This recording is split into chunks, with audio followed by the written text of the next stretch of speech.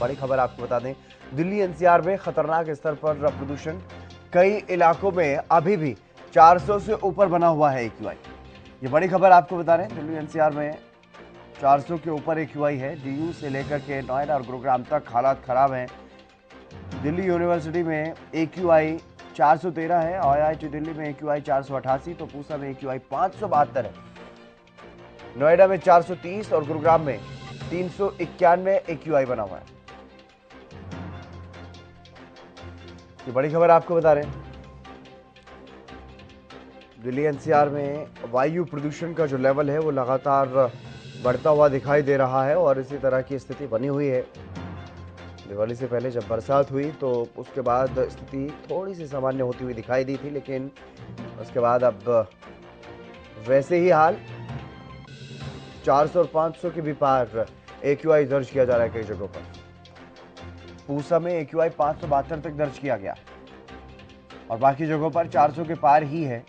IIT Delhi में AQI 488, तो वहीं गुरुग्राम में भी 400 के करीब ही एक्यूआई दर्ज किया गया है। ये दो तस्वीरें आप देखिए, कर्तव्य पथ दिल्ली की तस्वीर है जहां पर कुछ लोग वॉकिंग करते हुए दिखाई दे रहे हैं, लेकिन उनके पीछे साफ तौर पर दिखाई दे रही है प्रदूषण की चादर। और ऐसी ही कुछ तस्वीरें गाजियाबाद उत्तर प्रदेश से भी सामने आई।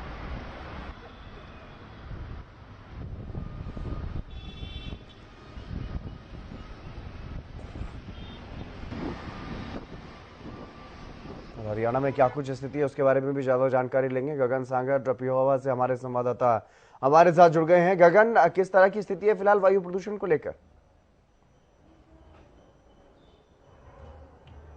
बिल्कुल हितेंद्र, जिस तरह से देखिए, पहले कुछ दिनों पहले पराली में आग लगाने की वजह से पूरे हरियाणा के अंदर और एनसीआर इलाके में जो है जिस तरह से एक्यूआई लेवल जो है बढ़ गया था। हरियाणा के कुछ जिलों के अंदर स्कूल भी जो है, प्राइमरी स्कूल भी जो है बंद कर दिए गए थे और कहीं ना कहीं जिस तरह से तो हल्की फुल्की बरसात की वजह से जो है एक्यूआई लेवल कम भी हो गया था।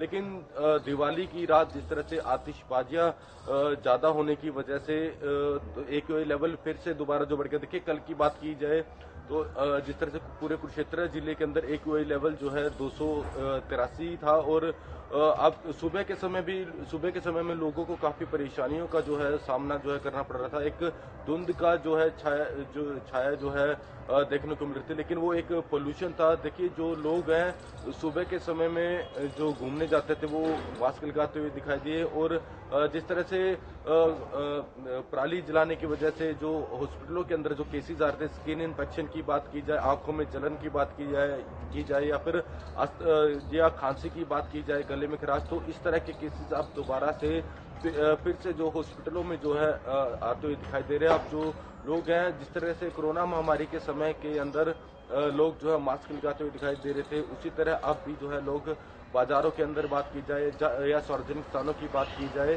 तो वहां पर जो मास्क लगाते हुए दिखाई दे रहे हैं। जी हितेंद्र। और पराली को लेकर के क्या कुछ जानकारी है खेतों में, किस तरह की स्थिति फिलहाल?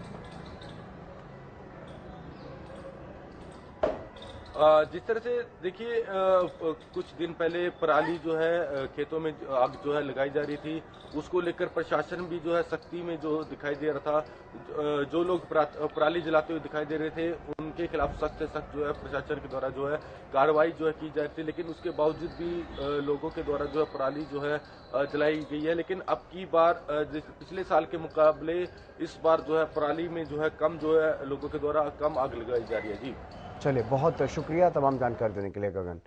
तो अलग अलग शहरों में प्रदूषण को लेकर के स्थिति ज़्यादातर जगहों पर गंभीर बनी हुई है।